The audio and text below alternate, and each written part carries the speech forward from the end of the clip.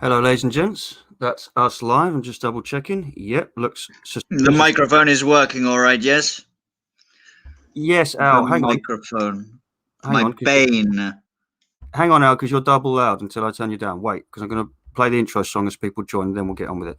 So, ladies and gents, thanks for joining us. This is going to be uninterrupted from Alex and I throughout the chapters themselves. We're going to have a short introduction, and then we're going to be playing the chapters which go from 15 to 20 minutes, some of them. So please enjoy and pay attention to the story. If you have to go back to the start, then do so. Incredibly important as well as interesting. This is friendly for children. We're going to be very well behaved this stream. Please, if you do have children, I never ever would ever suggest this, but this is something they can listen to. Any other of our streams, please never let children anywhere near. But this is simply an audio book, and we have no intention of saying anything untoward. So without further ado, we'll play the intro song, and then we will return in a matter of 4 minutes and begin the stream. Please give this a share on platforms that we're heavily shadow banned on across social media. Thank you.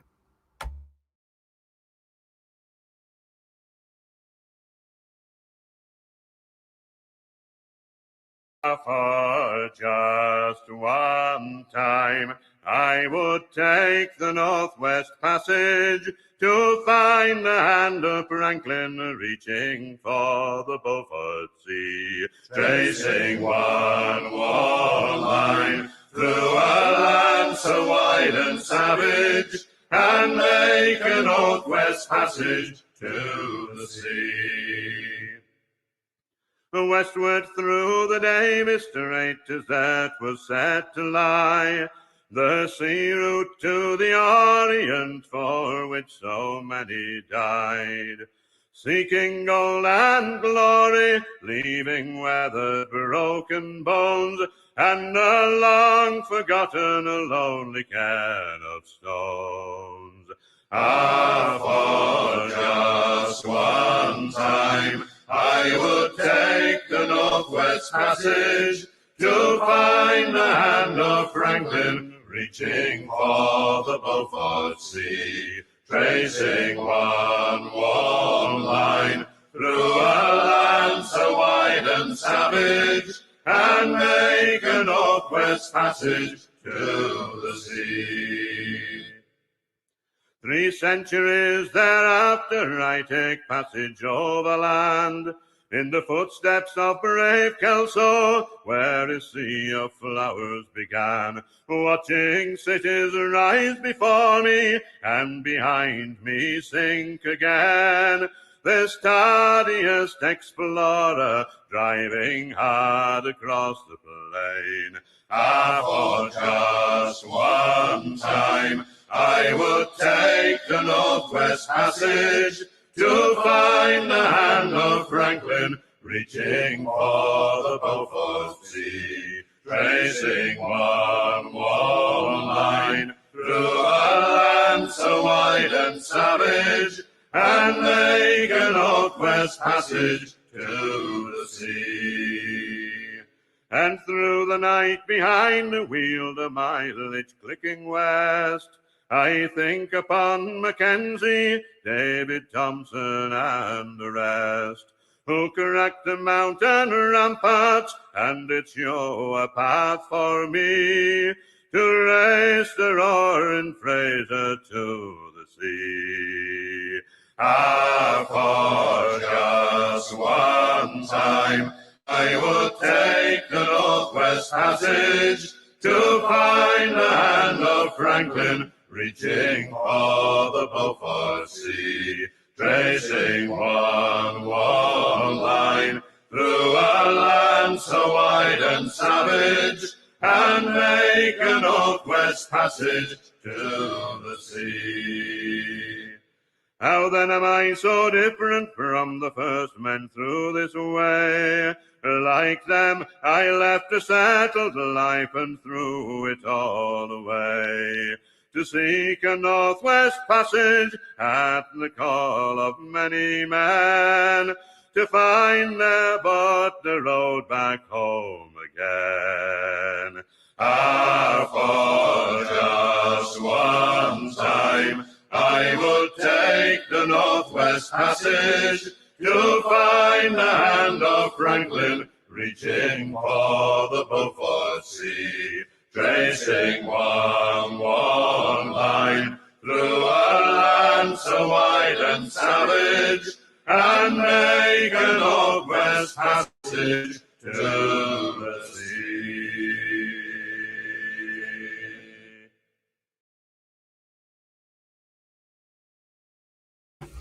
And just before we What a begin, cozy sea chanty, sir. You should release an album of them. I agree. Hang on, let me turn you down now. Otherwise, I'm going to have an echo during the stream. One sec. Because when I plug the mic in, it maximizes the volume of the laptop itself. So, ladies and gents, thank you very much for joining us.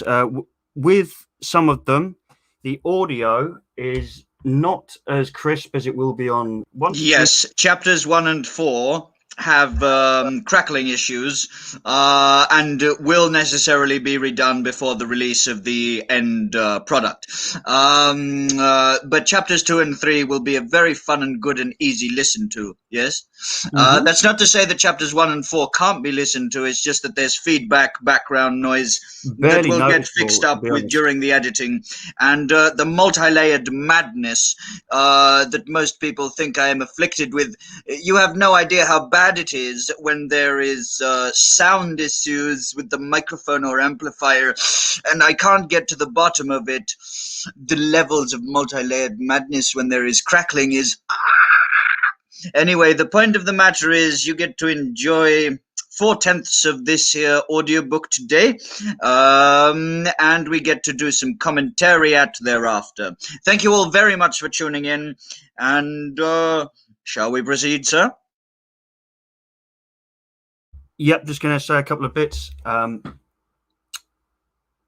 First of all, someone made a lovely comment to me in one of my recent videos saying, why don't you write something? I'm doing that now, but I also intend to collage a few years worth of some of my thoughts and statuses and put them in one place. I'm very excited about today's stream. I must ask as well that you download it. If you, but then again, once we have got through the actual series of streams, playing them with feedback, then we will upload a full version which you can have for free. So before we do, I'm going to read you something which I hope will spur some of your minds. Let me just go to my stream notes because I've forgotten to get scene 1 up. So one sec, because we did scene 1 before, but it was in a 3-hour stream. So this is going to be chapter 1 to 4. Here we go. So there's chapter 1.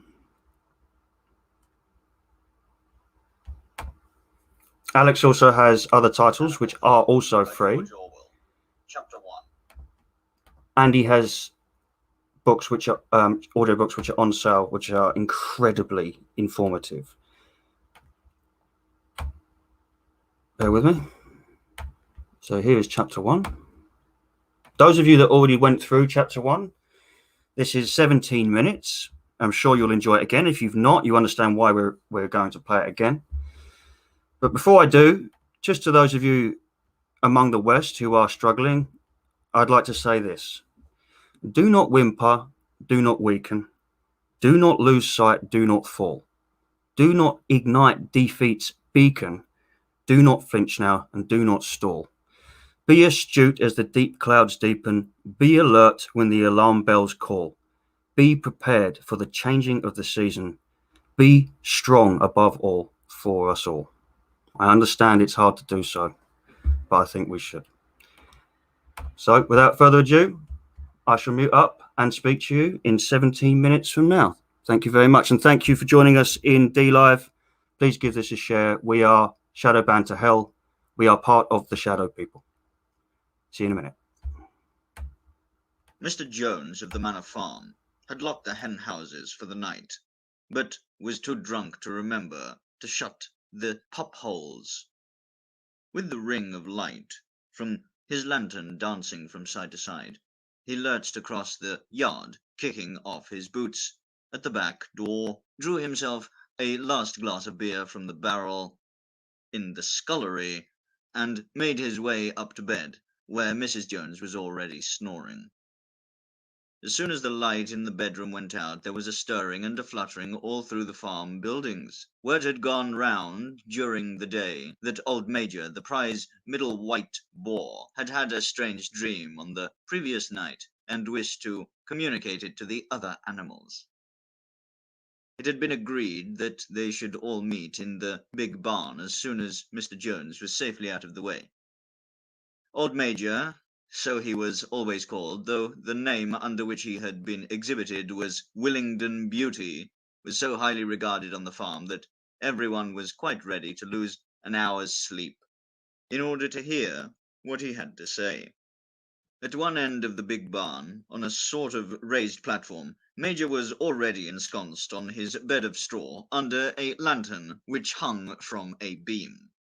He was 12 years old and had lately grown rather stout, but he was still a majestic-looking pig with a wise and benevolent appearance in spite of the fact that his tushes had never been cut.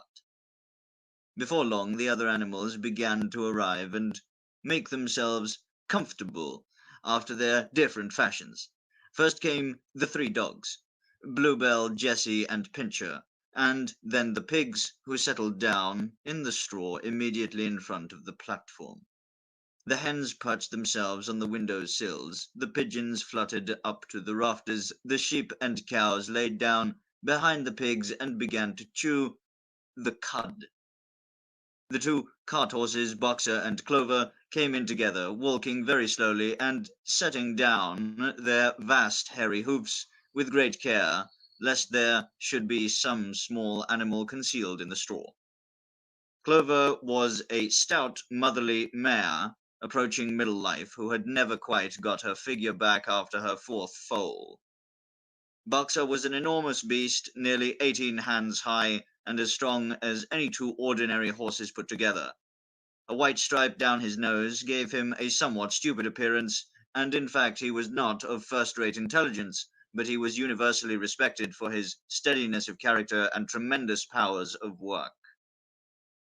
After the horses came Muriel, the white goat, and Benjamin the donkey. Benjamin was the oldest animal on the farm, and the worst tempered. He seldom talked, and when he did it was usually to make some cynical remark. For instance, he would say that God had given him a tail to keep the flies off, but that he would sooner have had no tail and no flies. Alone among the animals on the farm, he never laughed. If asked why, he would say that he saw nothing to laugh at. Nevertheless, without openly admitting it, he was devoted to Boxer. The 2 of them usually spent their Sundays together in the small paddock beyond the orchard, grazing side by side and never speaking. The 2 horses had just lain down when a brood of ducklings, which had lost their mother, filed into the barn, cheeping feebly and wandering from side to side to find some place where they would not be trodden on. Clover made a sort of wall round them with her great foreleg, and the ducklings nestled down inside it and promptly fell asleep. At the last moment, Molly, the foolish, pretty white mare who drew Mr. Jones's trap, came mincing daintily in, chewing at a lump of sugar. She took a place near the front and began flirting her white mane, hoping to draw attention to the red ribbons it was plaited with. Last of all came the cat, who looked round as usual for the warmest place, and finally squeezed herself in between Boxer and Clover. There she purred contentedly throughout Major's speech, without listening to a word of what he was saying. All the animals were now present except Moses, the tame raven, who slept on a perch behind the back door. When Major saw that they had all made themselves comfortable and were waiting attentively, he cleared his throat and began. "Comrades, you have heard already about this strange dream that I had last night, but I will come to the dream later. I have something else to say first. I do not think, comrades, that I shall be with you for many months longer, and before I die, I feel it my duty to pass on to you such wisdom as I have acquired. I have had a long life, I have had much time for thought as I lay alone in my stall, and I think I may say that I understand the nature of life on this earth, as well as any animal now living. It is about this that I wish to speak to you. Now, comrades, what is the nature of this life of ours? Let us face it, our lives are miserable, laborious, and short. We are born, we are given just so much food as will keep the breath in our bodies, and those of us who are capable of it are forced to work to the last atom of our strength, and the very instant that our usefulness has come to an end, we are slaughtered with hideous cruelty. No animal in England knows the meaning of happiness or leisure after he is a year old. No animal in England is free. The life of an animal is misery and slavery. That is the plain truth. But is this simply part of the order of nature? It is because this land of ours is so poor that it cannot afford a decent life to those who dwell upon it. No, comrades, 1,000 times no. The soil of England is fertile. Its climate is good. It is capable of affording food in abundance to an enormously greater number of animals than now inhabit it. This single farm of ours would support a dozen horses, 20 cows, hundreds of sheep, and all of them living in a comfort and a dignity that are now almost beyond our imagining. Why then do we continue in this miserable condition? Because nearly the whole of the produce of our labor is stolen from us by human beings. There, comrades, is the answer to all of our problems. It is summed up in a single word: man. Man is the only real enemy we have. Remove man from the scene, and the root cause of hunger and overwork is abolished forever. Man is the only creature that consumes without producing. He does not give milk, he does not lay eggs, he is too weak to pull the plough, he cannot run fast enough to catch rabbits.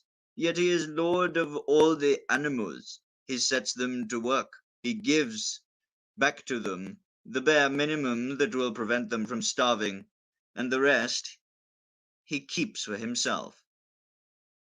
Our labor tills the soil, our dung fertilizes it, and yet there is not one of us that owns more than his bare skin. You cows that I see before me, how many thousands of gallons of milk have you given during this last year? And what has happened to that milk which should have been breeding up sturdy calves? Every drop of it has gone down the throats of our enemies. And you hens, how many eggs have you laid in this last year, and how many of those eggs ever hatched into chickens? The rest have all gone to market to bring in money for Jones and his men. And you, Clover, where are those 4 foals you bore, who should have been the support and pleasure of your old age? Each was sold at a year old. You will never see one of them again. In return for your 4 confinements and all your labor in the fields, what have you ever had except your bare rations and a stall? And even the miserable lives we lead are not allowed to reach their natural span. For myself, I do not grumble, for I am one of the lucky ones. I am 12 years old and have had over 400 children. Such is the natural life of a pig. But no animal escapes the cruel knife at the end. You young porkers, who are sitting in front of me, every one of you will scream your lives out at the block within a year. To that horror we all must come, cows, pigs, hens, sheep, everyone. Even the horses and the dogs have no better fate. You, Boxer, the very day that those great muscles of yours lose their power, Jones will sell you to the knacker, who will cut your throat and boil you down for the foxhounds. As for the dogs, when they grow old and toothless, Jones has a brick round their necks and drowns them in the nearest pond. It is not crystal clear, then, comrades, that all the evils of this life of ours spring from the tyranny of human beings? Only get rid of man, and the produce of our labor would be our own. Almost overnight we could become rich and free. What then must we do? Why, work night and day, body and soul, for the overthrow of the human race. That is my message to you, comrades. Rebellion. I do not know when that rebellion will come. It might be in a week or in 100 years.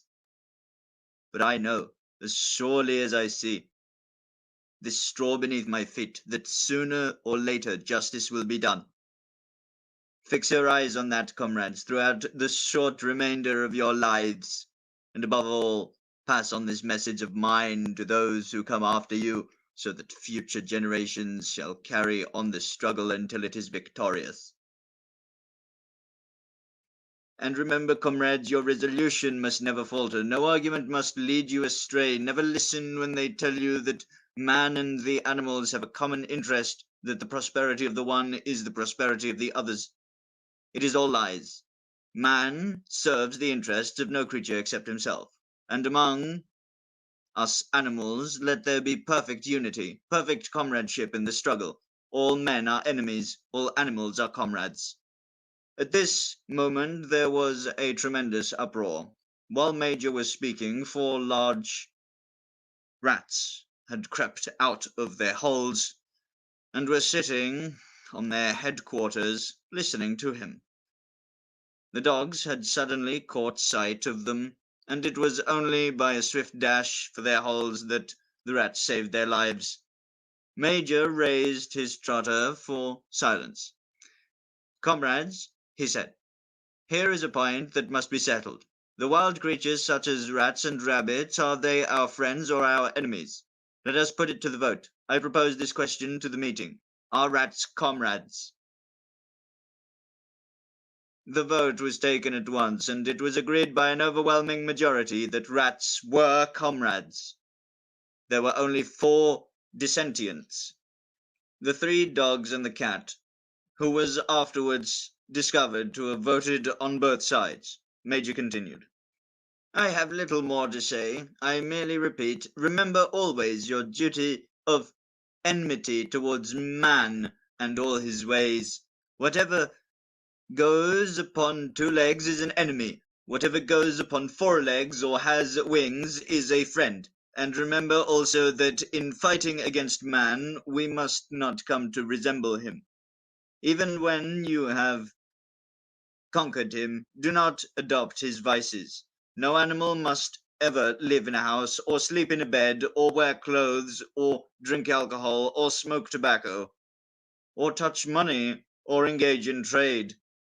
All the habits of man are evil, and, above all, no animal must ever tyrannize over his own kind. Weak or strong, clever or simple, we are all brothers. No animal must ever kill any other animal. All animals are equal.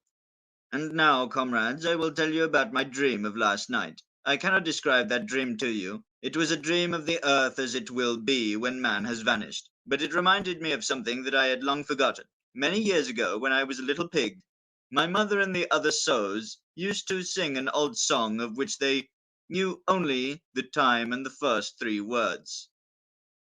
I had known that tune in my infancy, but it had long since passed out of my mind. Last night, however, it came back to me in my dream. And what is more, the words of the song also came back. Words, I am certain, which were sung by the animals of long ago, and have been lost to memory for generations. I will sing you that song now, comrades. I am old and my voice is hoarse, but when I have taught you the tune, you can sing it better for yourselves. It is called Beasts of England. Old Major cleared his throat and began to sing.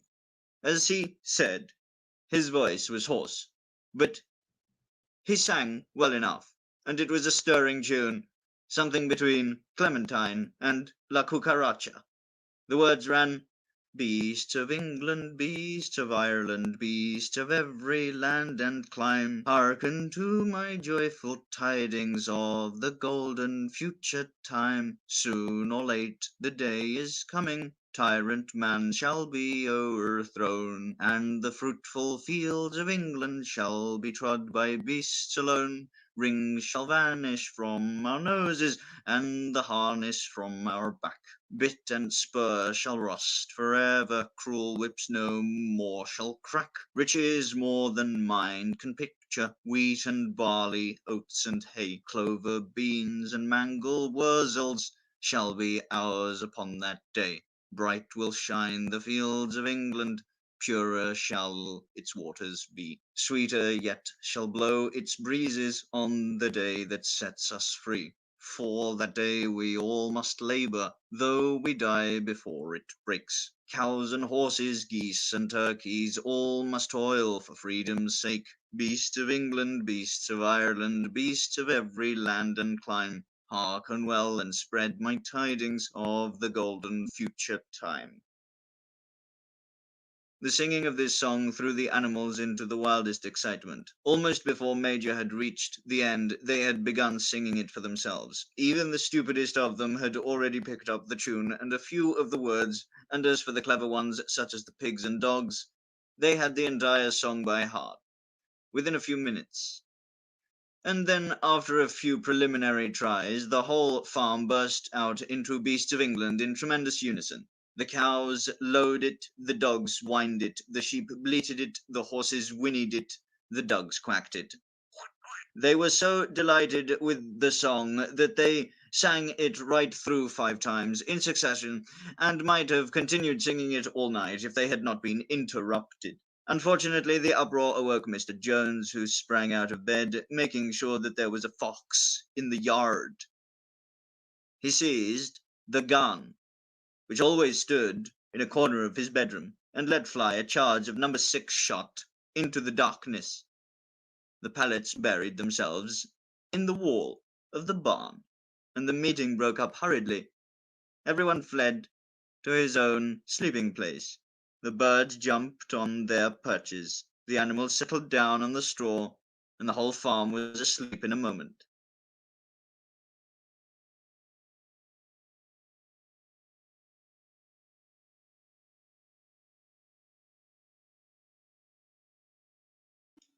You have part 2 lined up, sir. I do. Sorry about that. All right, good. By the way, ladies and gentlemen, we apologize profusely for both the mistakes and the static. I will flagellate myself to near-death experience in penance for showcasing something that is not Remember, optimized Alex, beforehand. family friendly stream. Yes, sir, noted. Right. Okay. We're not going to comment too much. We'll let them play through. But one thing I will say, for those of you listening, if you're not familiar with this story and you think, this sounds a little bit familiar or suspicious, you're right to think so. George Orwell is depicting communism within this story and its roots and the inner turmoils within its factions. So we won't go into detail because that would make it a non-family friendly stream. But yes, if you do hear anything that sounds suspicious, that's the entirety of what this book's based on. And it's a great way of teaching young and old in visual form, if you're watching the film, that is, or in audio form, as opposed to most people won't find this book, never mind read it today. A lot of people our age, especially older, know this book. But I'd hate to think that children of today never come across this because it's a great explanation into something that they are hidden from. How it comes about, how the hierarchies manifest themselves, what the morality and ethics are, how resources are distributed, lots of things. This is basically Orwell's strategic rundown of how communism happens, why it happens, how it plays out, and what its end results are for the participants, let's say. Absolutely. So anyway, let's mute up, and we shall be back. Right, you up. Let's see how long this one is. This one is... That's not correct. That's not correct. No, it doesn't seem so, sir. I don't think it's 5 minutes. I'll send you it again via Telegram. It's not that. It means, hang on. What's going on here? Because I'd have to re-upload it from scratch. One sec. What's going on here?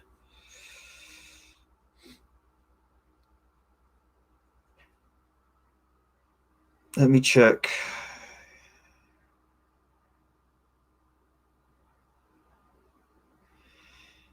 Yeah, here's the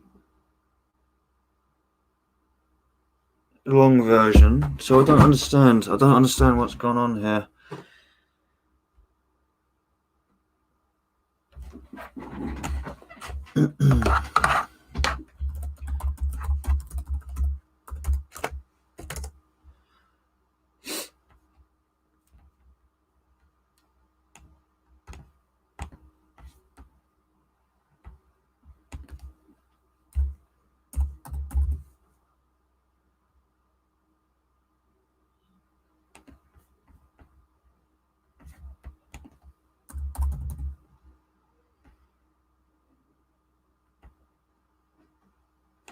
Bear with me, ladies and gents. Just have to check on this video that I downloaded and see why it's only coming up as 5 minutes, because the video is about 20 minutes or 12 minutes. Here we go. So, show in folder.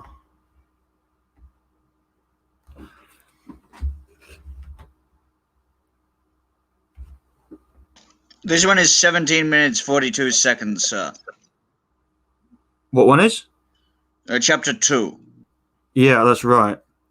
So why is it telling me here that it's 5 minutes?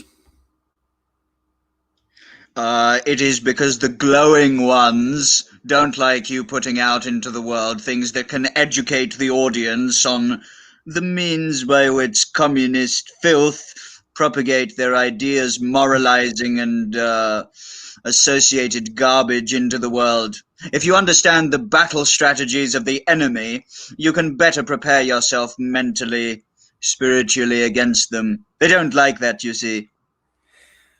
Right, okay. I'm going to have to do it again. Alternatively, sir, you should play it from your phone with the volume maxed. That might, that might work. That would be absolutely fine. It would work, and because there's no static, it'll sound fine. Okay, no problem. One sec. Let me get a nice loud phone. I was thinking that myself, but I'm not. I wasn't sure, but we'll do it. 3 nights later, old Major died.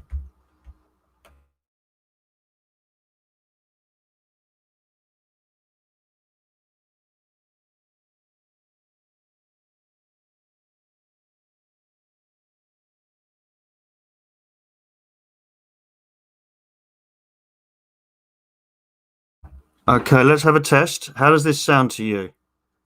Animal Farm, Chapter 2. 3 nights later. Sounds even more crisp than the MP3 itself, sir. How do you even manage this?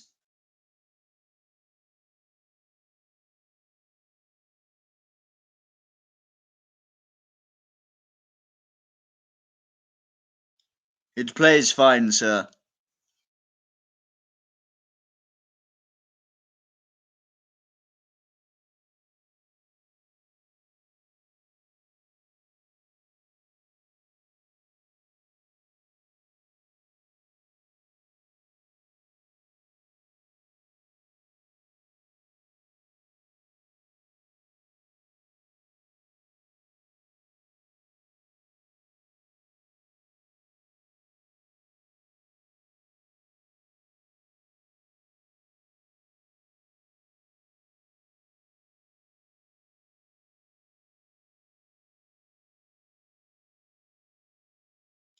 Your microphone is muted, sir, and it's not playing. Try again.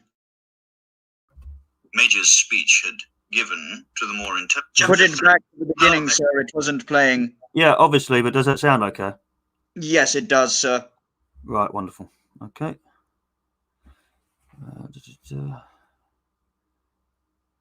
Number 2. So, ladies and gents, chapter 2.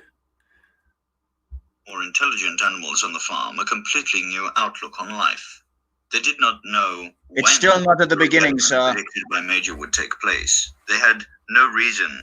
Animal Well, that says AF2, Al. That's how you sent it to me. Farm. Chapter 2. Yes. 3 nights later, This old is Major correct. died peacefully in his sleep. His body was buried at the foot of the orchard. This was early in March. During the next 3 months, there was much secret activity. Major's speech had given to the more intelligent animals on the farm a completely new outlook on life. They did not know when the rebellion predicted by Major would take place. They had no reason for thinking that it would be within their own lifetime, but they saw clearly that it was their duty to prepare for it. The work of teaching and organizing the others fell naturally upon the pigs, who were generally recognized as being the cleverest of the animals. Preeminent among the pigs were 2 young boars named Snowball and Napoleon, whom Mr. Jones was breeding up for sale. Napoleon was a large, rather fierce-looking Berkshire boar, the only Berkshire on the farm, not much of a talker, but with a reputation for getting his own way. Snowball was a more vivacious pig than Napoleon, quicker in speech and more inventive, but was not considered to have the same depth of character. All the other male pigs on the farm were porkers. The best known among them was a small fat pig named Squealer. With very round cheeks, twinkling eyes, nimble movements, and a shrill voice, he was a brilliant talker, and when he was arguing some difficult point, he had a way of skipping from side to side and whisking his tail, which was somehow very persuasive. The others said of Squealer that he could turn black into white. These 3 had elaborated old Major's teachings and a complete system of thought, to which they gave the name of animalism. Several nights a week, after Mr. Jones was asleep, they held secret meetings in the barn and expounded the principles of animalism to the others. At the beginning, they met with much stupidity and apathy. Some of the animals talked of the duty of loyalty to Mr. Jones, whom they referred to as Master, or made elementary remarks such as, "Mr. Jones feeds us. If he were gone, we should starve to death." Others asked such questions as, "Why should we care what happens after we are dead?" Or, "If this rebellion is to happen anyway, what difference does it make whether we work for it or not?" And the pigs had great difficulty in making them see that this was contrary to the spirit of animalism. The stupidest questions of all were asked by Molly, the white mare. The very first question she asked Snowball was, "Will there still be sugar after the rebellion?" "No," said Snowball firmly. "We have no means of making sugar on this farm. Besides, you do not need sugar. You will have all the oats and hay you want." "And shall I still be allowed to wear ribbons in my mane?" asked Molly. "Comrade," said Snowball, "those ribbons that you are so devoted to are the badge of slavery. Can you not understand that liberty is worth more than ribbons?" Molly agreed, but she did not sound very convinced. The pigs had an even harder struggle to counteract the lies put out by Moses, the tame raven. Moses, who was Mr. Jones's especial pet, was a spy and a tale-bearer, but he was also a clever talker. He claimed to know of the existence of a mysterious country called Sugar Candy Mountain, in which all animals went when they died. It was situated somewhere up in the sky, a little distance beyond the clouds, Moses said. In Sugar Candy Mountain, it was Sunday 7 days a week. Clover was in season all the year round, and lump sugar and linseed cake grew on the hedges. The animals hated Moses because he told tales and did no work, but some of them believed in Sugar Candy Mountain, and the pigs had to argue very hard to persuade them that there was no such place. Their most faithful disciples were the two cart horses, Boxer and Clover. These two had great difficulty in thinking anything out for themselves, but having once accepted the pigs as their teachers, they absorbed everything that they were told and passed it on to the other animals by simple arguments.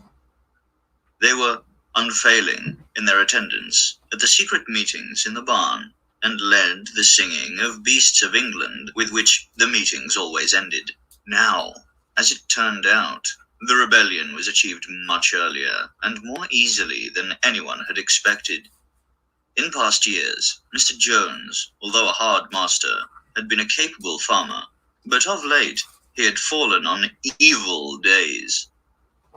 He had become much disheartened after losing money in a lawsuit, and had taken to drinking more than was good for him.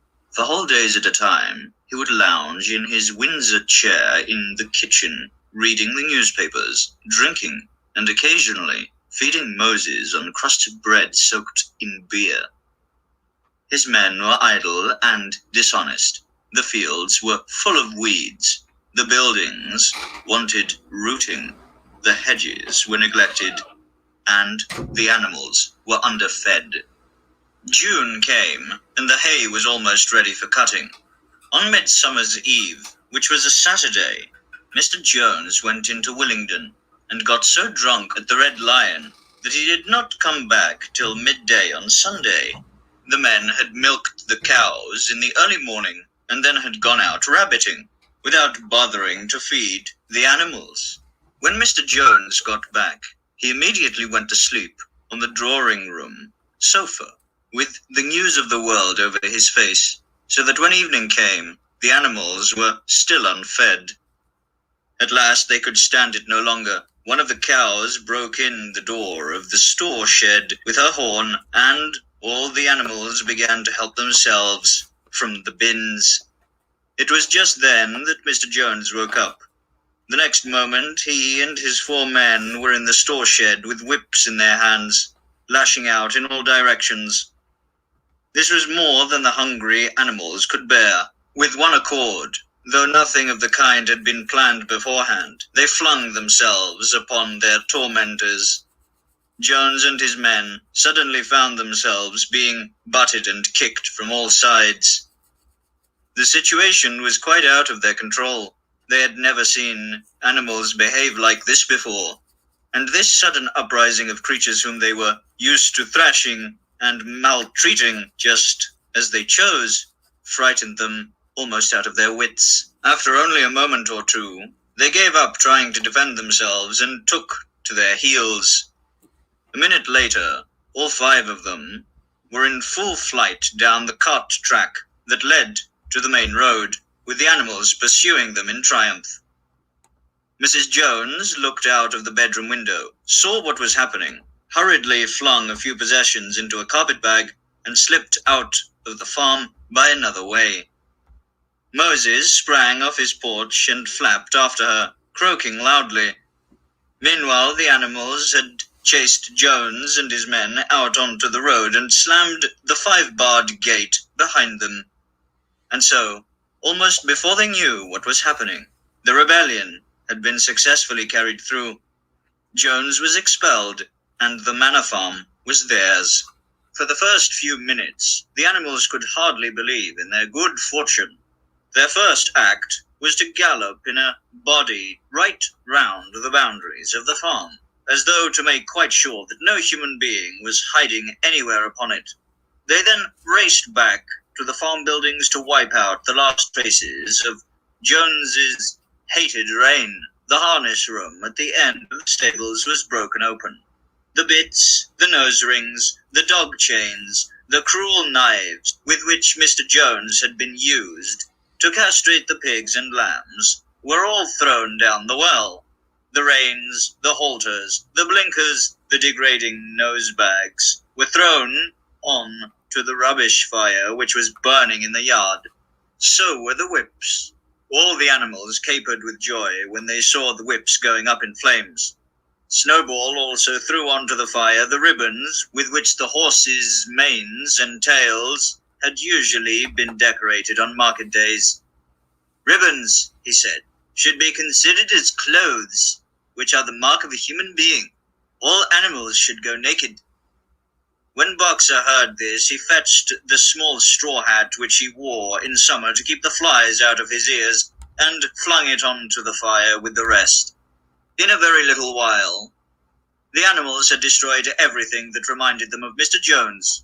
Napoleon then led them back to the store shed and served out a double ration of corn to everybody, with 2 biscuits for each dog.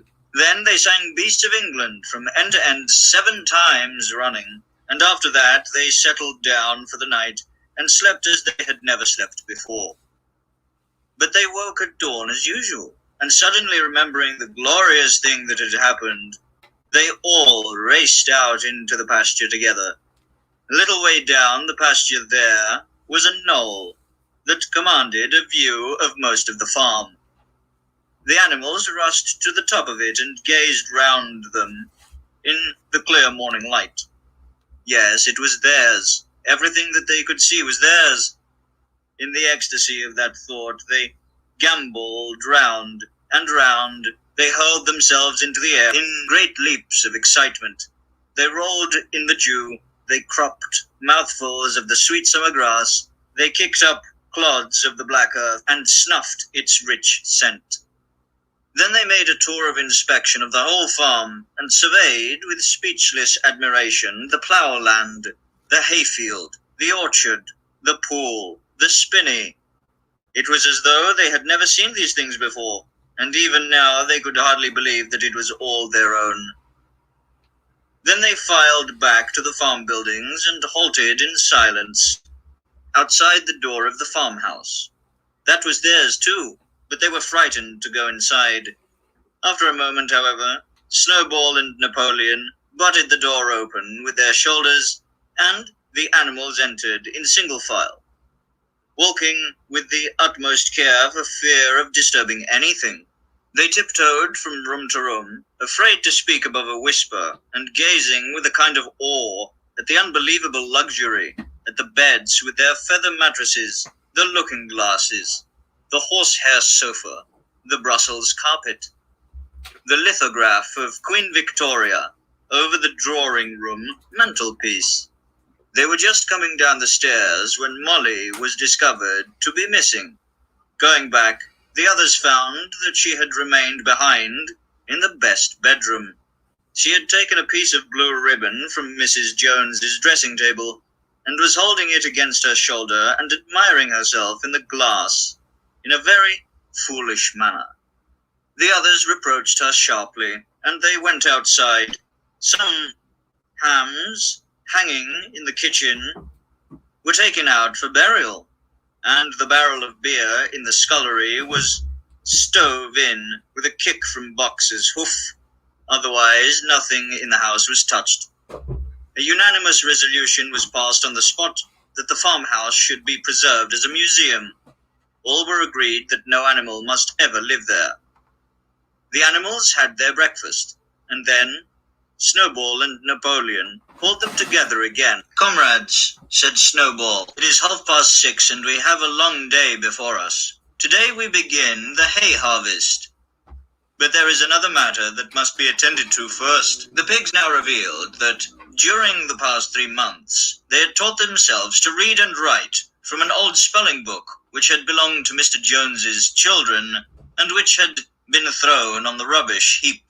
Napoleon sent for pots of black and white paint and led the way down to the 5-barred gate that gave on to the main road. Then Snowball, for it was Snowball who was best at writing, took a brush between the 2 knuckles of his trotter, painted out Manor Farm from the top bar of the gate, and in its place painted Animal Farm. This was to be the name of the farm from now onwards. After this they went back to the farm buildings, where Snowball and Napoleon sent for a ladder which they caused to be set against the end wall of the big barn. They explained that by their studies of the past 3 months, the pigs had succeeded in reducing the principles of animalism to 7 commandments. These 7 commandments would now be inscribed on the wall. They would form an unalterable law by which all the animals on Animal Farm must live forever after. With some difficulty, for it is not easy for a pig to balance itself on a ladder, Snowball climbed up and set to work, with Squealer a few rungs below him holding the paint pot. The commandments were written on the tarred wall in great white letters that could be read 30 yards away. They ran thus: the 7 commandments. 1. Whatever goes upon 2 legs is an enemy. 2. Whatever goes upon 4 legs or has wings is a friend. 3. No animal shall wear clothes. 4. No animal shall sleep in a bed. 5. No animal shall drink alcohol. 6. No animal shall kill any other animal. 7. All animals are equal. It was very neatly written, and except that friend was written frained, and one of the S's was the wrong way round, the spelling was correct all the way through. Snowball read it aloud for the benefit of the others. All the animals nodded in complete agreement, and the cleverer ones at once began to learn the commandments by heart. Now, comrades, cried Snowball, throwing down the paintbrush, to the hayfield. Let us make it a point of honor to get in the harvest more quickly than Jones and his men could do. But at this moment, the 3 cows, who had seemed uneasy for some time past, set up a loud lowing. They had not been milked for 24 hours, and their udders were almost bursting. After a little thought, the pigs sent for buckets and milked the cows fairly successfully, their trotters being well adapted to this task. Soon there were 5 buckets of frothing creamy milk, at which many of the animals looked with considerable interest. "What is going to happen to all that milk?" said someone. "Jones used sometimes to mix some of it in our mash," said one of the hens. "Never mind the milk, comrades," cried Napoleon, placing himself in front of the buckets. "That will be attended to. The harvest is more important. Comrade Snowball will lead the way. I shall follow in a few minutes. Forward, comrades. The hay is waiting." So the animals trooped down to the hayfield to begin the harvest, and when they came back in the evening, it was noticed that the milk had disappeared. How they toiled and sweated to get the hay in, but their efforts were rewarded, for the harvest was an even bigger success than they had hoped. Sometimes the work was hard. The implements had been designed for human beings and not for animals, and it was a great drawback that no animal was able to use any tool that involved standing on his hind legs. But the pigs were so clever that they could think of a way round every difficulty. As for the horses, they knew every inch of the field, and in fact understood the business of mowing and raking far better than Jones and men had ever done. The pigs did not actually work, but directed and supervised the others. With their superior knowledge, it was natural that they should assume the leadership. Boxer and Clover would harness themselves to the cutter or the horse rake. No bits or reins were needed in these days, of course, and tramp steadily round and round the field, with a pig walking behind and calling out, "Gee up, comrade," or "Woe back, comrade," as the case might be. And every animal, down to the humblest, worked at turning the hay and gathering it. Even the ducks and hens toiled to and fro all day in the sun, carrying tiny wisps of hay in their beaks. In the end, they finished the harvest in 2 days less time than it had usually taken Jones and his men. Moreover, it was the biggest harvest that the farm had ever seen. There was no wastage whatsoever. The hens and ducks, with their sharp eyes, had gathered up the very last stalk, and not an animal on the farm had stolen so much as a mouthful. All through that summer, the work of the farm went like clockwork. The animals were happy as they had never conceived it possible to be. Every mouthful of food was an acute positive pleasure, now that it was truly their own food, produced by themselves and for themselves, not doled out to them by a grudging master. With the worthless, parasitical human beings gone, there was more for everyone to eat. There was more leisure, too, inexperienced though the animals were. They met with many difficulties. For instance, later in the year, when they harvested the corn, they had to tread it out in the ancient style and blow away the chaff with their breath, since the farm possessed no threshing machine.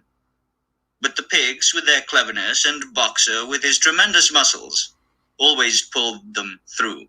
Boxer was the admiration of everybody. He had been a hard worker even in Jones's time, but now he seemed more like 3 horses than 1. There were days when the entire work of the farm seemed to rest on his mighty shoulders. From morning to night, he was pushing and pulling, always at the spot where the work was hardest. He had made an arrangement with one of the cockerels to call him in the mornings half an hour earlier than anyone else, and would put in some volunteer labor at whatever seemed to be most needed before the regular day's work began. His answer to every problem, every setback, was, "I will work harder," which he had adopted as his personal motto. But everyone worked according to his capacity. The hens and ducks, for instance, saved 5 bushels of corn at the harvest by gathering up the stray grains. Nobody stole, nobody grumbled over his rations. The quarreling and biting and jealousy, which had been normal features of life in the old days, had almost disappeared. Nobody shirked, or almost nobody. Molly, it was true, was not good at getting up in the mornings, and had a way of leaving work early on the ground that there was a stone in her hoof, and the behavior of the cat was somewhat peculiar. It was soon noticed that when there was work to be done, the cat could never be found. She would vanish for hours on end, and then reappear at mealtimes or in the evening after work was over, as though nothing had happened. But she always made such excellent excuses, and purred so affectionately, that it was impossible not to believe in her good intentions. Old Benjamin, the donkey, seemed quite unchanged since the rebellion. He did his work in the same slow, obstinate way as he had done it in Jones's time, never shirking and never volunteering for extra work either. About the rebellion and its results he would express no opinion. When asked whether he was not happier now that Jones was gone, he would say only, "Donkeys live a long time. None of you has ever seen a dead donkey." And the others had to be content with this cryptic answer. On Sundays there was no work. Breakfast was an hour later than usual, and after breakfast there was a ceremony which was observed every week without fail. First came the hoisting of the flag. Snowball had found in the harness room an old green tablecloth of Mrs. Jones's, and had painted on it a hoof and a horn in white. This was run up the flagstaff every Sunday, 8 morning. The flag was green, Snowball explained, to represent the green fields of England, while the hoof and horn signified the future republic of the animals which would arise when the human race had been finally overthrown. After the hoisting of the flag, all the animals trooped into the big barn for a general assembly, which was known as the meeting. Here the work of the coming week was planned out, and resolutions were put forward and debated.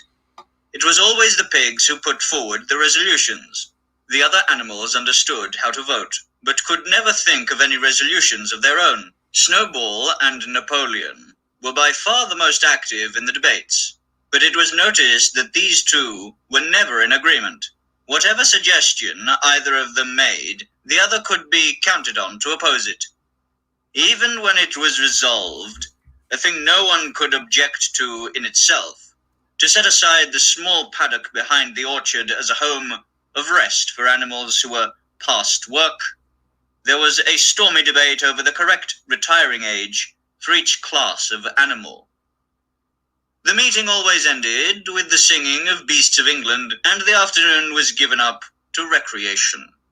The pigs had set aside the harness room as a headquarters for themselves. Here, in the evenings, they studied blacksmithing, carpenting, and other necessary arts from books which they had brought out of the farmhouse. Snowball also busied himself with organizing the other animals into what he called animal committees.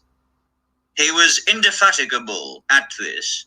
He formed the Egg Production Committee for the hens, the Clean Tails League for the cows, the Wild Comrades Re-Education Committee.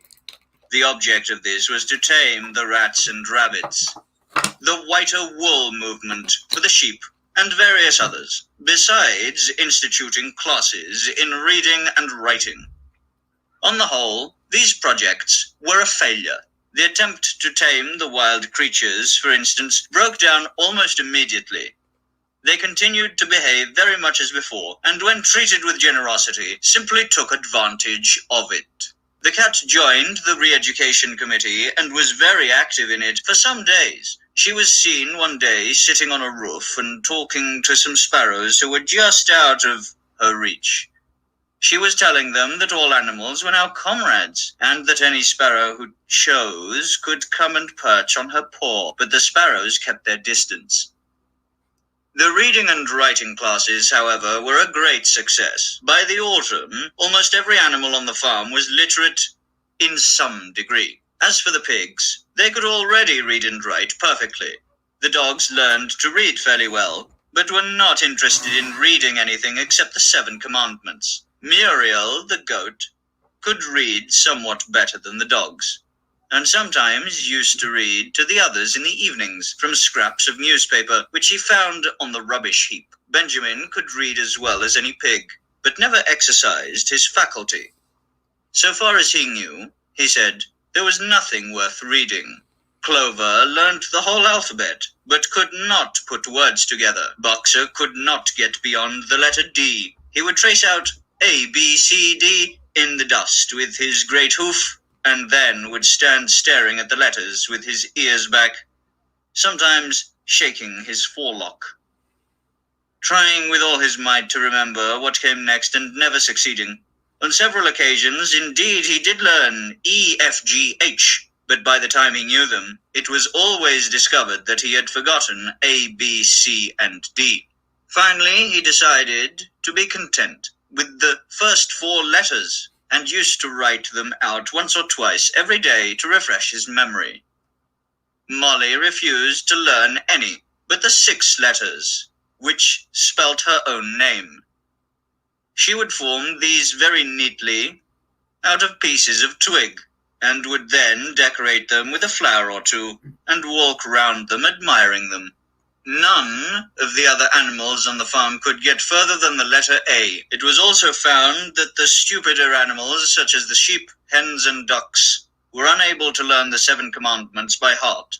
After much thought, Snowball declared that the 7 Commandments could in effect be reduced to a single maxim, namely, 4 legs good, 2 legs bad. This, he said, contained the essential principle of animalism. Whoever had thoroughly grasped it would be safe from human influences. The birds at first objected, since it seemed to them that they also had 2 legs, but Snowball proved to them that this was not so. A bird's wing, comrades, he said, is an organ of propulsion and not of manipulation. It should therefore be regarded as a leg. The distinguishing mark of man is the hand, the instrument with which he does all his mischief. The birds did not understand Snowball's long words, but they accepted his explanation, and all the humbler animals set to work to learn the new maxim by heart. 4 legs good, 2 legs bad was inscribed on the end wall of the barn above the 7 Commandments and in bigger letters. When they had once got it by heart, the sheep developed a great liking for this maxim, and often as they lay in the field, they would all start bleating, 4 legs good, 2 legs bad, and keep it up for hours on end, never growing tired of it. Napoleon took no interest in Snowball's committees. He said that the education of the young was more important than anything that could be done for those who were already grown up. It happened that Jessie and Bluebell had both whelped soon after the hay harvest, giving birth between them to 9 sturdy puppies. As soon as they were weaned, Napoleon took them away from their mothers, saying that he would make himself responsible for their education. He took them up into a loft, which could only be reached by a ladder from the harness room, and there kept them in such seclusion that the rest of the farm soon forgot their existence. The mystery of where the milk went to was soon cleared up. It was mixed every day into the pigs' mash. The early apples were now ripening, and the grass of the orchard was littered with windfalls. The animals had assumed as a matter of course that these would be shared out equally. One day, however, the order went forth that all the windfalls were to be collected and brought to the harness room for the use of the pigs. At this, some of the other animals murmured, but it was no use. All the pigs were in full agreement on this point. Even Snowball and Napoleon. Squealer was sent to make the necessary explanations to the others. "Comrades," he cried, "you do not imagine, I hope, that we pigs are doing this in a spirit of selfishness and privilege. Many of us actually dislike milk and apples. I dislike them myself. Our sole object in taking these things is to preserve our health. Milk and apples, this has been proved by science, comrades, contain substances absolutely necessary for the well-being of a pig. We pigs are brain workers. The whole management and organization of this farm depend on us. Day and night we are watching over your welfare. It is for your sake that we drink that milk and eat those apples. Do you know what would happen if we pigs failed in our duty? Jones would come back. Yes, Jones would come back. Surely, comrades," cried Squealer, almost pleadingly, skipping from side to side and whisking his tail. "Surely there is no one among you who wants to see Jones come back." Now, if there was one thing that the animals were completely certain of, it was that they did not want Jones back. When it was put to them in this light, they had no more to say. The importance of keeping the pigs in good health was all too obvious. So it was agreed, without further argument, that the milk and the windfall, apples, and also the main crop of apples when they ripened, should be reserved for the pigs alone. Chapter 4. By the late summer, the news of what had happened on Animal Farm had spread across half the county. Every day, Snowball and Napoleon sent out flights of pigeons whose instructions were to mingle with the animals on neighboring farms, tell them the story of the rebellion, and teach them the tune of Beasts of England. Most of this time, Mr. Jones had spent sitting in the tap room of the Red Lion at Willingdon, complaining to anyone who would listen of the monstrous injustice he had suffered in being turned out of his property by a pack of good-for-nothing animals. The other farmers sympathized in principle, but they did not at first give him much help. At heart, each of them was secretly wondering whether he could not somehow turn Jones's misfortune into his own advantage. It was lucky that the owners of the 2 farms which had joined Animal Farm were on permanently bad terms. One of them, which was named Foxwood, was a large, neglected, old-fashioned farm, much overgrown by woodland, with all its pastures worn out, and its hedges in a disgraceful condition. Its owner, Mr. Pilkington, was an easy-going gentleman farmer who spent most of his time in fishing or hunting according to the season. The other farm, which was called Pinchfield, was smaller and better kept. Its owner was a Mr. Frederick, a tough, shrewd man, perpetually involved in lawsuits, and with a name for driving hard bargains. These 2 disliked each other so much that it was difficult for them to come to any agreement, even in defense of their own interests. Nevertheless, they were both thoroughly frightened by the rebellion on Animal Farm, and very anxious to prevent their own animals from learning too much about it. At first, they pretended to laugh, to scorn the idea of animals managing a farm for themselves. The whole thing would be over in a fortnight, they said. They put it about that the animals on the manor farm, they insisted on calling it the manor farm, they would not tolerate the name Animal Farm, were perpetually fighting among themselves and were also rapidly starving to death. When time passed, and the animals had evidently not starved to death, Frederick and Pilkington changed their tune and begun to talk of the terrible wickedness that now flourished on Animal Farm. It was given out that the animals there practiced cannibalism, tortured one another with red-hot horseshoes, and had their females in common. This was what came of rebelling against the laws of nature, Frederick and Pilkington said. However, these stories were never fully believed. Rumors of a wonderful farm, where the human beings had been turned out and the animals managed their own affairs, continued to circulate in vague and distorted forms, and throughout that year, a wave of rebelliousness ran through the countryside. Bulls, which had always been tractable, suddenly turned savage. Sheep broke down hedges and devoured the clover. Cows kicked the pail over. Hunters refused their fences and shot their riders on to the other side. Above all, the tune and even the words of Beasts of England were known everywhere. It had spread with astonishing speed. The human beings could not contain their rage when they heard this song, though they pretended to think it merely ridiculous. They could not understand, they said, how even animals could bring themselves to sing such contemptible rubbish. Any animal caught singing it was given a flogging on the spot. And yet the song was irrepressible. The blackbirds whistled it in the hedges. The pigeons cooed it in the elms. It got into the din of the smithies and the tune of the church bells. And when the human beings listened to it, they secretly trembled, hearing in it a prophecy of their future doom. Early in October, when the corn was cut and stacked, and some of it was already threshed, a flight of pigeons came whirling through the air and alighted in the yard of Animal Farm in the wildest excitement. Jones and all his men, with half a dozen others from Foxwood and Pinchfield, had entered the 5-barred gate and were coming up the cart track that led to the farm.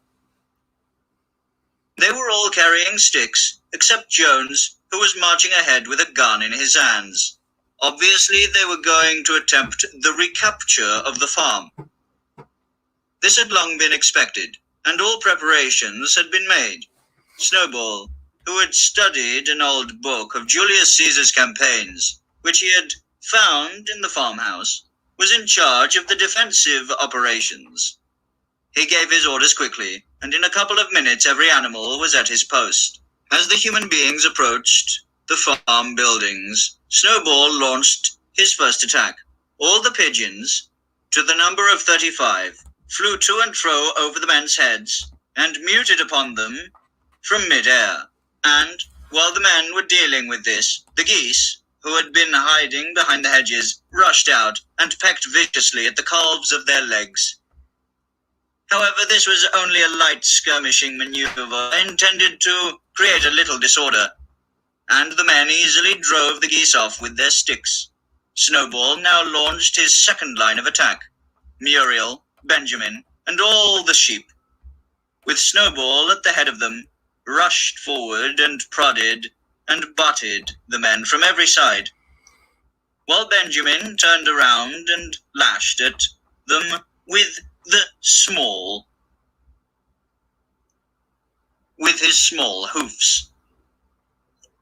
But once again the men, with their sticks and their hobnailed boots, were too strong for them, and suddenly, at a squeal from Snowball, which was the signal for retreat, all the animals turned and fled through the gateway into the yard. The men gave a shout of triumph. They saw, as they imagined, their enemies in flight, and they rushed after them in the disorder. This was just what Snowball had intended. As soon as they were well inside the yard, the 3 horses, the 3 cows, and the rest of the pigs, who had been lying in ambush in the cowshed, suddenly emerged in their rear, cutting them off. Snowball now gave the signal for the charge. He himself dashed straight for Jones. Jones saw him coming, raised his gun, and fired. The pellets scored bloody streaks along Snowball's back, and a sheep dropped, dead. Without halting for an instant, Snowball flung his 15 stone against Jones's legs. Jones was hurled into a pile of dung, and his gun flew out of his hands. But the most terrifying spectacle of all was Boxer, rearing up on his hind legs and striking out with his great iron-shod hooves like a stallion. His very first blow took a stable lad from Foxwood on the skull and stretched him lifeless in the mud. At the sight, several men dropped their sticks and tried to run. Panic overtook them, and the next moment all the animals together were chasing them round and round the yard. They were gored, kicked, bitten, trampled on. There was not an animal on the farm that did not take vengeance on them after his own fashion. Even the cat suddenly leapt off a roof onto a cowman's shoulders and sank her claws in his neck, at which he yelled horribly. At a moment when the opening was clear, the men were glad enough to rush out of the yard and make a bolt for the main road. And so within 5 minutes of their invasion, they were in ignominious retreat by the same way as they had come, with a flock of geese hissing after them and pecking at their calves all the way. All the men were gone except one. Back in the yard, Boxer was pawing with his hoof at the stable lad who lay face down in the mud, trying to turn him over. The boy did not stir. "He is dead," said Boxer sorrowfully. "I had no intention of doing that. I forgot that I was wearing iron shoes. Who will believe that I did not do this on purpose?" "No sentimentality, comrade," cried Snowball, from whose wounds the blood was still dripping. "War is war. The only good human being is a dead one." "I have no wish to take life, not even human life," repeated Boxer, and his eyes were full of tears. "Where is Molly?" exclaimed somebody. Molly, in fact, was missing. For a moment there was great alarm. It was feared that the men might have harmed her in some way, or even carried her off with them. In the end, however, she was found hiding in her stall with her head buried among the hay in the manger. She had taken to flight as soon as the gunshot went off. And when the others came back from looking for her, it was to find that the stable lad, who in fact was only stunned, had already recovered and made off. The animals had now reassembled in the wildest excitement, each recounting his own exploits in the battle at the top of his voice. An impromptu celebration of the victory was held immediately. The flag was run up and Beasts of England was sung a number of times. Then the sheep who had been killed was given a solemn funeral, a hawthorn bush being planted on her grave. At the graveside, Snowball made a little speech, emphasizing the need for all animals to be ready to die for Animal Farm, if need be. The animals decided unanimously to create a military decoration, Animal Hero First Class, which was conferred there and then on Snowball and Boxer. It consisted of a brass medal. They were really some old horse brasses which had been found in the harness room to be worn on Sundays and holidays. There was also Animal Hero Second Class, which was conferred posthumously on the dead sheep. There was much discussion as to what the battle should be called. In the end, it was called the Battle of the Cowshed, since that was where the ambush had been sprung.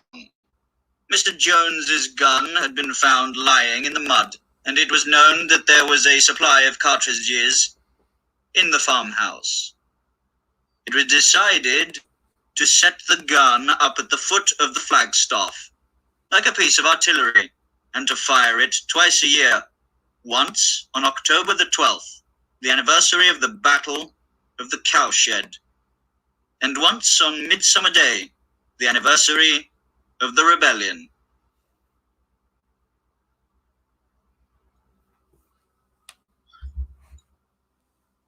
Chapter 4. By the late summer. There we go, ladies and gentlemen. I hope you've enjoyed this listen to. If there are any questions from the audience while we do our piece and rundown, do not hesitate to type them out and we will endeavor Alex, to answer them. Alex, no, sir, you've done all of it so far. That's all of it.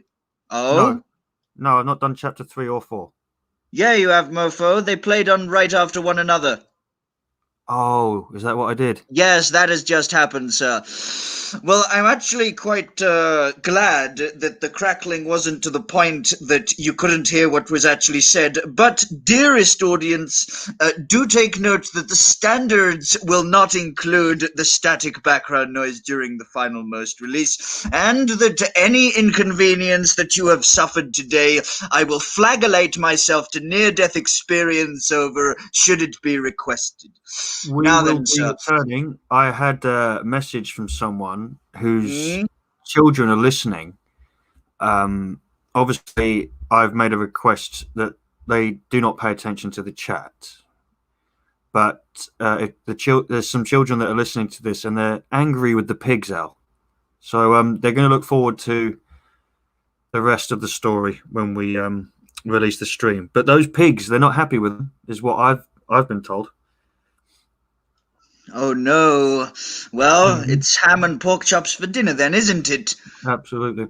So shall we end it as opposed to... Yes, but there are a few rundowns that we should give concerning what has just been listened to, sir. Would you like to go first, or shall I? Well, I think that we can't do our usual rhetoric because we want this to... Of course, we're not going to go into the spicy stuff, sir. Worry not. We're going to do the non-spicy normie one. To be honest, then there's very little we can say without making some sort of action. All right, we'll narrow it down to only one for the audience to remember. So you remember the part where it says all animals are equal, and this is something to pay attention to for the next chapters. From the very, very, very beginning, even though all animals are equal, a clear and obvious hierarchy is present. Hierarchy is natural. Equality is unnatural, moralizing. Right? That's all that we need to... Snowball and Napoleon are clearly manipulating power. We need the apples and we need the milk, dear comrades. It is not for our own sake that we indulge in these luxuries. But you still have to give us the luxuries. You are very good at bad. You do very well. I do a smashing snowball, though, sir, don't I? You do. You really do. And you know what? It is a brilliant listen. We are also in the future going to do documentaries like the one that we've got coming up, where Alex and others will play characters of the past via voice. Maybe we could have him on video, but obviously lockdown makes that hard. But yes, Alex will be playing the characters of historical people in upcoming things in the future. My bloody editor is taking forever to help me finish the final scene on something we meant to have released ages ago, but I hope he's out there and we can get to it. Anyway, Al, any final thoughts before we wrap up? Yes, ladies and gentlemen, you should all go and buy the Covfefe of Mr. Binzend, which is in t.me/The Reality Report. Go and have a gander at it. It's good coffee. Buy it. And if you would like to support my own work, go to audible.co.uk and type in Alexander Sangmoore and check out the audiobooks there. Other than that, there are freebies available available across t.me/The Reality Report. Again, very important. If you're on YouTube and you've not made a Telegram account yet, do yourself a favor and re-enter the semi-wild west of the internet, Telegram, and thank us later. I think that's about it, sir. Any final remark? Just before we go, I'm going to play the advert for Countryman Coffee, which is with Maverick Coffee, which has a series of 4 coffees in the website that I've just linked to the chat. So bear with me and I'll fetch it for you now, and then we are going to... By the way, dearest audience, the static issues will be cleared up by the time that we get onto chapters 5 to 8, and we will be releasing the entirety of the thing freely to the audience at no cost when it is completed. Thank you all very much for tuning in. We will speak with you and see you all next time. Bye-bye. Has he dropped out? Has he buggered off? He does that like clockwork, doesn't he?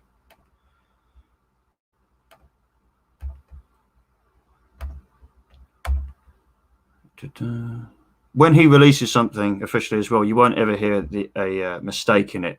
That was hurried editing, as it were. His actual audiobooks are amazing.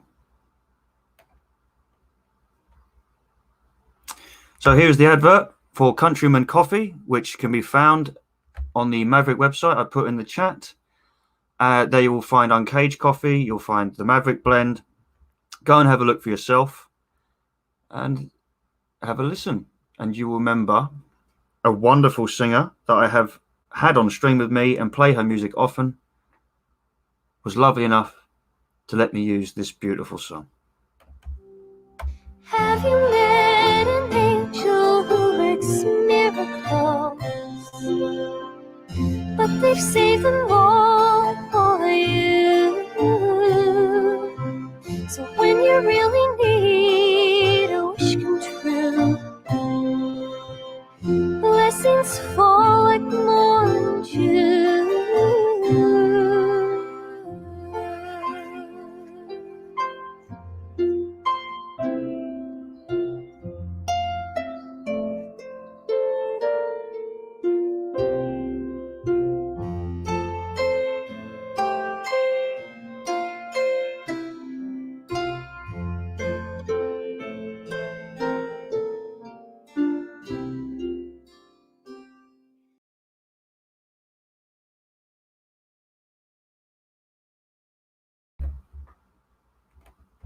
Thank you very much for joining us today. Maverick Shop is in the chat just before I leave, and we will be returning to continue Animal Farm shortly. So as always, I ask of you to stand by the truth. We'll be there waiting for you, and to think for yourself. Take care.